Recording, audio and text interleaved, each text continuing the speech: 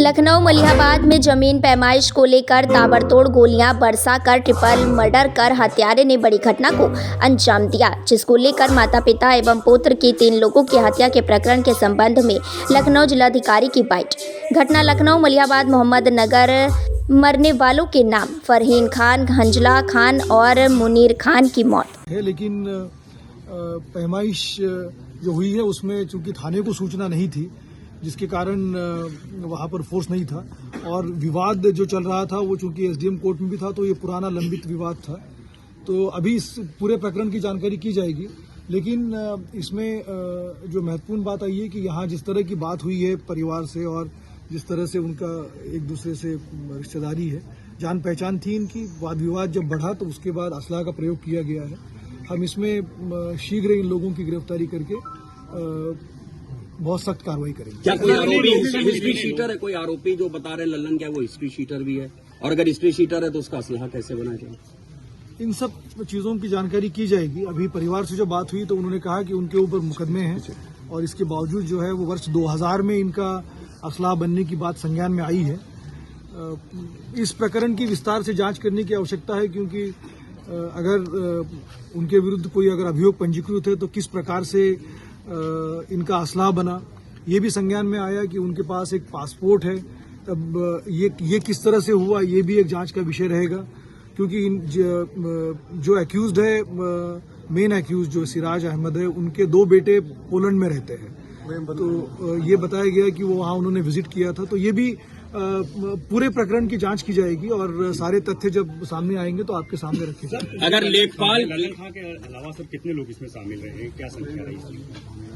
अभी जो हमें एफआईआर के लिए एप्लीकेशन दिया जा रहा है, बट अभी तक की हमारी जानकारी के अनुसार इसमें 3 व्यक्ति थे। अभी और भी इसमें जांच करेंगे तो पता चलेगा इसमें और कितने लोग थे। सर, क्या लेखपाल अगर उसकी कोई गलती होती उस पर कार्रवाई? अभी गलती तो नहीं कहेंगे, क्योंकि उसमें वो वहां पर पैमाइश करने गए थे। अगर थाने को सूचना दी जाती तो उसमें और अच्छे प्रबंध किए जा सकते थे, बट ये विषय इस समय नहीं है। इस समय मुख्य रूप से जो ये जघन्य घटना कारित की गई है और जिन लोगों ने अपने लाइसेंसी असलाह का प्रयोग करके इस तरह से अपने परिवार के ही लोगों को चोट पहुंचाई है, उनके विरुद्ध कार्रवाई करने की है, वो हम करेंगे। और बाद में फिर उसमें सक्षम अधिकारियों को, जिलाधिकारी और सभी लोगों को इसके बारे में विस्तृत रिपोर्ट दी जाएगी। क्या मामला हुआ था सर पूरा? भाई वो घर पे लल्लन खां और उनका लड़का आए थे, फरीद का घर था, वहीं पर गोली चला दी उन्होंने। और क्या, हम तो थे नहीं मौजूद, हम आपको क्या गलत बता दें। बताया जा रहा है कि पहले वहाँ पे कुछ बातचीत हुई, उसके बाद घर पे आकर बातचीत कुछ नहीं हुई। एक बंटवारे का था सिलसिला, जिसको कि आज निरस्त भी कर दिया गया था। अब ये दबंगई दिखा के चाहते थे कि नफा। 3 लोग डेथ हुई है। कुछ घायल वगैरह भी क्या है? हमें नहीं मालूम। हम तो जब पहुंचे तो 2 जो जिंदा लग रहे थे उनको हमने गाड़ी में डाल के सीधा सरकारी अस्पताल मलिहाबाद पहुंचाया। लल्लन खां जिनके ऊपर मुख्य आरोप है, वो किस प्रवृत्ति? वो नहीं, उनका लड़का, वो तो गुंडे बदमाश है।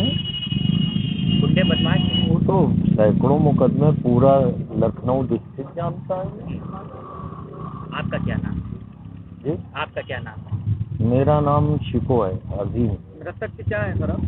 मृतक के भाई भी हैं, मृतक हमारा भतीजा भी है, मृतक हमारी भावज भी है। ठीक है। हुआ है, क्या प्राइमरी इन्वेस्टिगेशन में आपके सामने आया, गलती किसकी रही? पैमाइश से चूंकि शुरुआत हुई थी। अभी हमने परिवार वालों के साथ में वार्ता की है। ये बहुत ही दुखद आपराधिक घटना है, जिसमें जो अपराधी है वो हिस्ट्री सीटर है, और उसने अपने ही परिवार के लोगों की यहाँ पर हत्या की है, और उसका इन्वेस्टिगेशन अभी स्टार्ट किया गया है।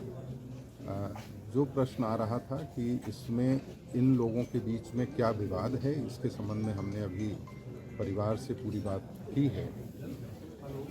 उनका कहना ये है कि ज़मीन संबंधी ये दोनों सगे भाई हैं। इनके लल्लन के भाई हैं सलीम, जिनकी बेटी को लल्लन और उसके बेटे ने गोली मारी है।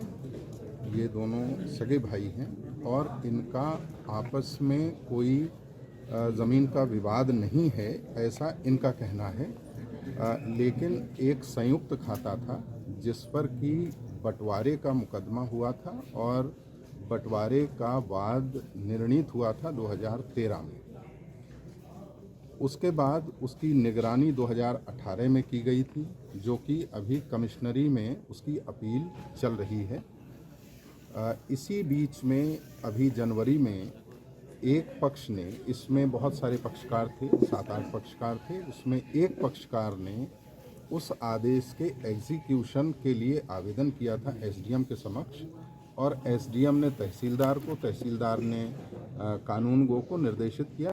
कोई भी बात कहनी होती है, जैसे कोई कोर्ट में गया हुआ है और वहाँ से कोई स्थगन आदेश है या कोई दूसरा आदेश किसी कोर्ट का है, तो वो उसको प्रस्तुत करना होता है और उसके बाद में फिर आगे की कार्यवाही डिसाइड की जाती है। तो नोटिस का मतलब होता है सभी पक्षों को सूचना दिया जाना। वो सूचना दी गई थी और उसके तहत आज की तिथि नियत की गई थी। तो ऐसा संज्ञान में आया है कि आज वो एक्टिविटी होने से पहले ये लेखपाल को पता चला कि उस पर कोई स्थगन का आदेश है, तो आज ये पैमाइश नहीं की जा सकती है और उसने पक्षकारों को इन्फॉर्म किया। इनके द्वारा भी ये बताया गया कि लेखपाल ने मना कर दिया कि आज पैमाइश नहीं हो सकती है। अब वो पूरा डिटेल उनके द्वारा बताया गया है। तो ऐसी स्थितियों में जब विवाद होता है या किसी भी कोर्ट का स्थगन आदेश होता है तो उस कार्यवाही को रोक दिया जाता है। नोटिस के बाद में चूंकि सभी पक्षों को पता लगता है तो वो सभी अपनी बात बताते हैं। इसके बाद ये वहाँ से चले आए थे और इनके पीछे पीछे जो अपराधी थे वो इन्हीं के सगे भाई थे और वो इनके पीछे पीछे आए यहाँ पर, और यहाँ घर पहुँचने के बाद उनका सीसीटीवी फुटेज अभी पुलिस के लिए मिला है। उसमें इनके द्वारा ये बताया जा रहा है कि कुछ यहाँ पर विवाद हुआ, आपसी कुछ विवाद था और उसके बाद उन्होंने गोली चला दी। तो अभी ये बाकी चीज़ें तो विस्तार से इन्वेस्टिगेशन का विषय है, लेकिन प्राथमिक तौर पर इनके द्वारा जो बताया जा रहा है कि इनका सीधे उससे कोई ज़मीन का विवाद नहीं था, लेकिन उसको ये लगता था कि उसका जिसके साथ ज़मीन का विवाद है उसका ये लोग सपोर्ट कर रहे हैं, ऐसा यहाँ बताया जा रहा है। लेकिन ये सब अभी फाइनल इन्वेस्टिगेशन के बाद ही पता चलेगा। तो इसमें तहरीर दी गई है और ड्राइवर की गिरफ्तारी हो चुकी है और बाकी भी गिरफ्तारी जल्दी ही होगी। इस घटनाक्रम में सर जो मुख्य अभियुक्त है उनके ऊपर कई मुकदमे हैं, 20 से ज़्यादा मुकदमे, ऐसे में उनके पास लाइसेंसी असलहे मौजूद होना, तो क्या इसमें भी प्राइमरी इन्वेस्टिगेशन आपकी तरफ से की गई है या मालूम पड़ा है कि मुकदमे होने के बावजूद भी उनके पास लाइसेंस है? नहीं, अभी इसके बारे में पूरी सूचना इकट्ठी की जा रही है और वो भी इमीडिएटली एक्शन लिया जाएगा उस पर। सर 2009 में सर जो उनका लाइसेंस बना है उससे पहले इनको प्रेस्टिजिएटर और तमाम जो मुकदमे इनके ऊपर दर्ज थे, उसके बाद किस तरीके से लाइसेंस बनाया गया, कहाँ कमी? अभी ये पूरा इन्वेस्टिगेशन किया।